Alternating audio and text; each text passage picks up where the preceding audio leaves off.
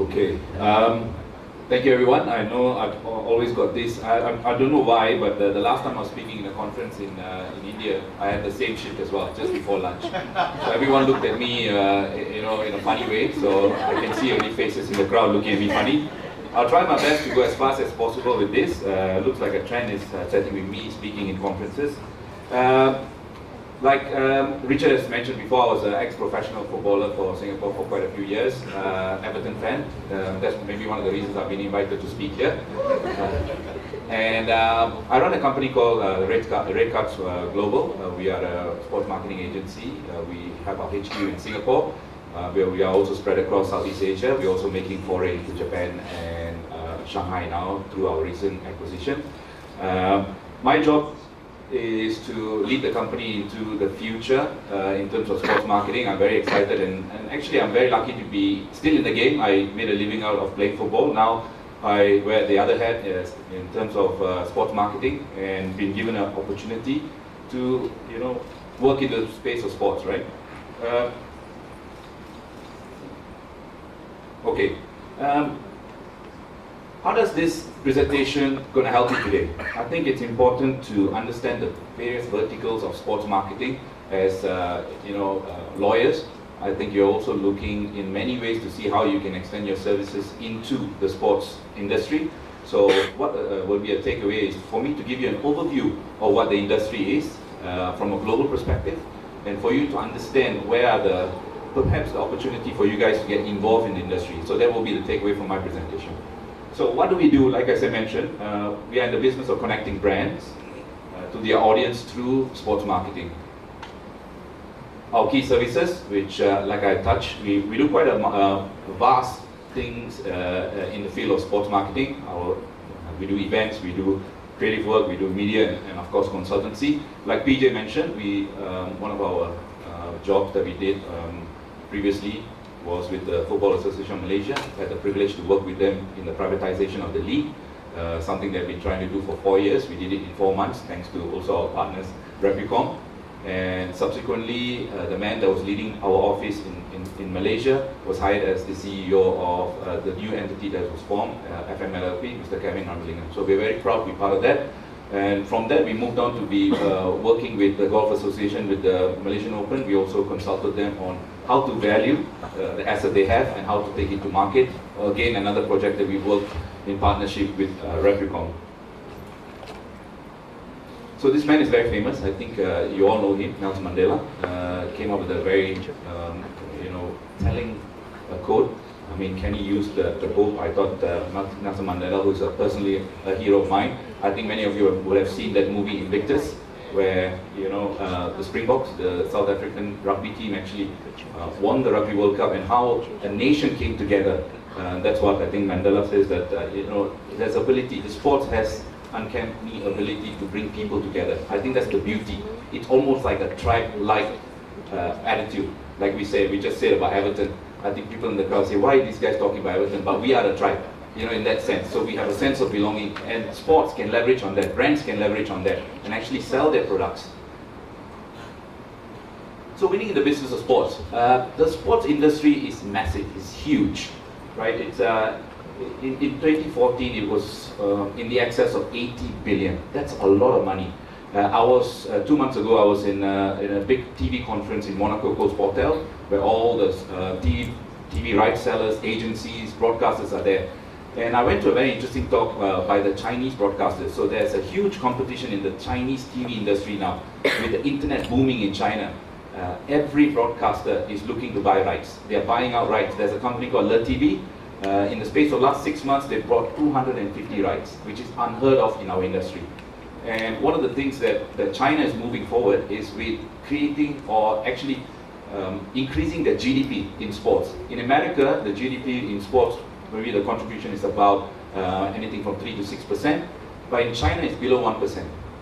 So the Chinese premier has actually come out and said, we're going to go to the next level, we're going to beat America in terms of the sports GDP. And that's the reason why you see in recent times, a lot of Chinese conglomerates have now gone global. The Wanda Group has bought Infront Sports for €1 billion. They also bought the Ironman series. They have also invested in Atletico Madrid. They bought Espanyol. So the list keeps going on. People like Alibaba, Jack Ma has invested over 190 million into Guangzhou Evergrande. So you can see that appetite for sports is growing, and when China gets moving, I think the world economy gets moving in sports. So it is a very exciting time for all of us here to be involved in sports.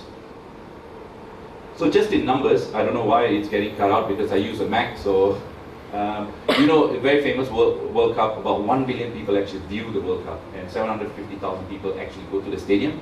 So the World Cup in itself is an industry. What it brings to Brazil the last time is massive. Going on, the London Olympics, 900 million. 900 million people actually watch the London Olympics worldwide. So here's a bit of a stats, just to give you the staggering growth in the sports industry, where you can see where it started in 2005 and where it's going to end in 2017, and it's just going to keep climbing. And you can see from your left is that the football stands highest, and in terms of growth, that's why I'm talking about the Chinese teams buying or Chinese investments. Just 2 days ago, there's a huge conglomerate just bought into City Football Marketing, which Manchester City has 4 teams under them. They've just pumped 400 million into becoming a partner with Manchester City. So they're going to make it a huge brand across the world. So you can see investment still growing, and there's an opportunity for everyone in the sports industry.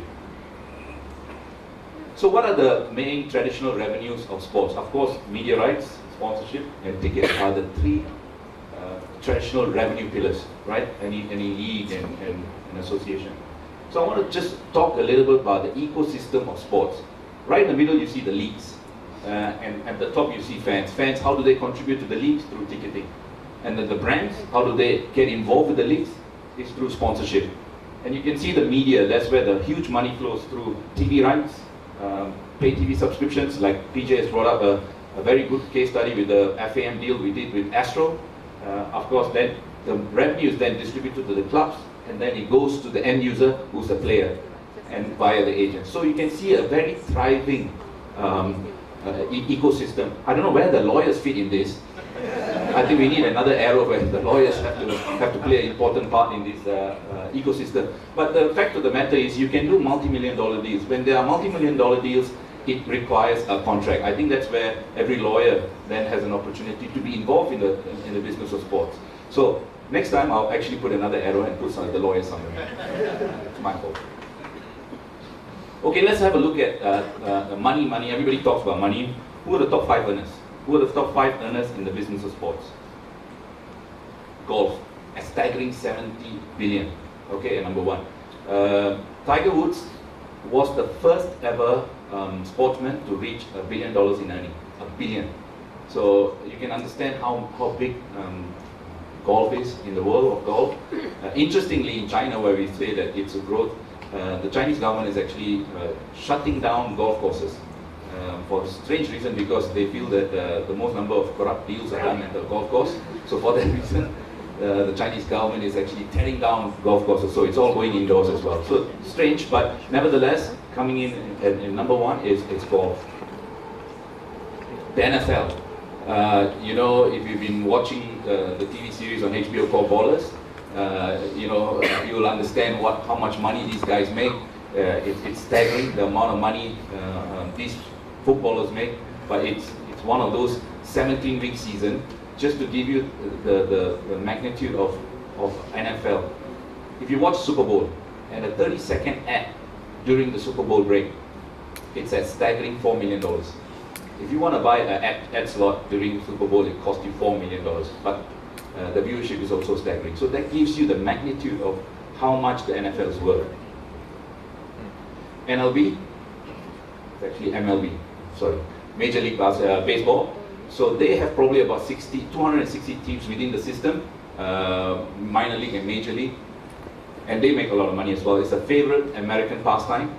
We all know the New York Yankees.